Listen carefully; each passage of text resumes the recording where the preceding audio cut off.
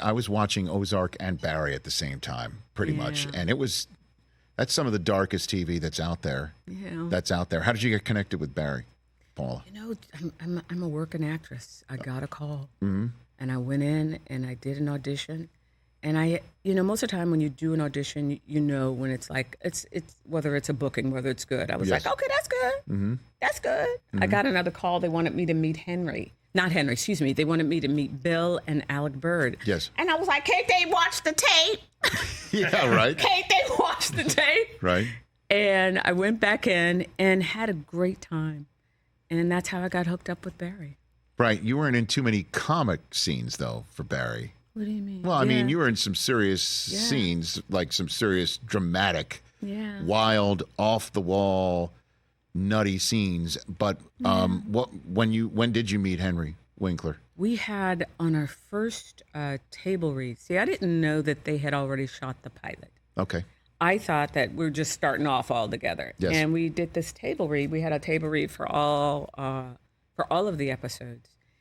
And everybody was sitting around the table. And, you meet Henry, it's like he's a walking icon, And it was the strangest thing in the world. It's like he has a dialogue bubble above his head that's like, I am an icon. Mm-hmm. But he's just a friendly schmo. He's just a mensch who's kind and, you know what I mean? And so funny, And so we did the table read, and that's when I met Henry and everybody else. And I was like, these are funny. I was like, what am I going to do with all this? And that scene, that was one of my favorites. Why? Because it's like tennis. You hit the ball that you're dealt, right? Mm-hmm. And the two of us just were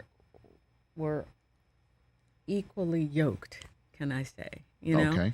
And it made it easy. His connection or the writing. Rich, the writing on that thing, particularly that first season was, ooh, Lord, it was just stellar.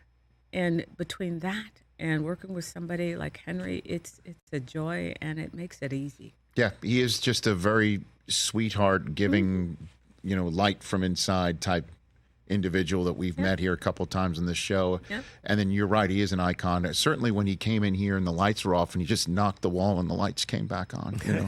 You're lying. Of course I am. But you can't put it past the Fonz. You know what I mean? Past the Fonz. He's an amazing guy. It feels to me like he's got a dharma to like just lean into being kind to people. Right. You know what I mean? Beshert, is that a word? Yes, that he would use, as a matter of fact. It's meant to be. Yeah, that's his, Yeah. And Did you pick up the Yiddish from Henry Winkler? I spent 6 years in New York.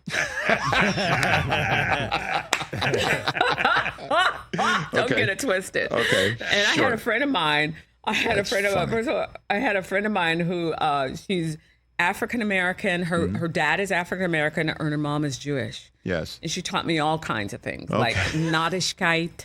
You know Nadischkeit? Sure. I know. You spent, 6 years in New York? Yes. I spent 54 years with a Jewish mother. You picked up on some things. A few things, yeah.